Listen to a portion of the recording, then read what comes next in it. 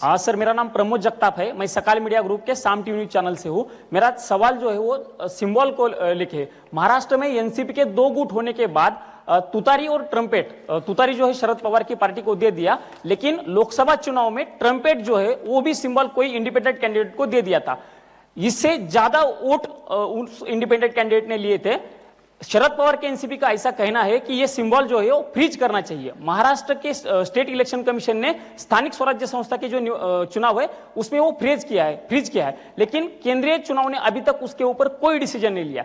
तो आप उसको लेके कोई आपकी एसओपी बनाने वाले हो, वो सिंबल अभी फ्रीज करने वाले हैं? About this symbol, first question is about this symbol of the NCP. NCP का जो सिंबल है मैन ब्लोइंग तुरी, सो उसमें हमारे पास में 2 रिक्वेस्ट आई थी एनसीपी एसपी से। एक तो ये आई थी कि उनको जब हमने रिकॉग्नाइज कर लिया है जे स्टेट पार्टी, तो उन्हें हम कंट्रीब्यूशंस रिसीव करने की भी स्वीकृति दें। और दूसरी रिक्वेस्ट आई थी कि उनको जो उनका सिंबल है वो प्रोमिनेंट नहीं है, वो जब वोटिंग मशीन के बैलेट यूनिट के अंदर में छोटा दिखाई देता है, तो उसका रेशियो ऐसे चेंज कर दीजिए कि वो स्पष्ट से मैन ब्लोइंग तुरी दिखाई देने लगे। और दूसरी रिक्वेस्ट एक और भी साथ में थी कि उस जैसा एक कोई ट्रम्पेट है उसको हटा दीजिए। 3 रिक्वेस्ट थी। सो पहली रिक्वेस्ट हमने उनकी मान ली।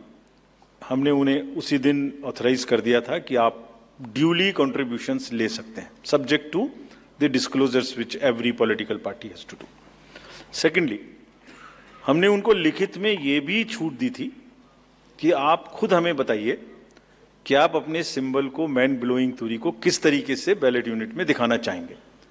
तो उन्होंने कहा था हम इस तरह से दिखाना चाहेंगे। 1-2 चॉइस दी थी, जो उनकी पहली चॉइस थी वो हमने मान ली।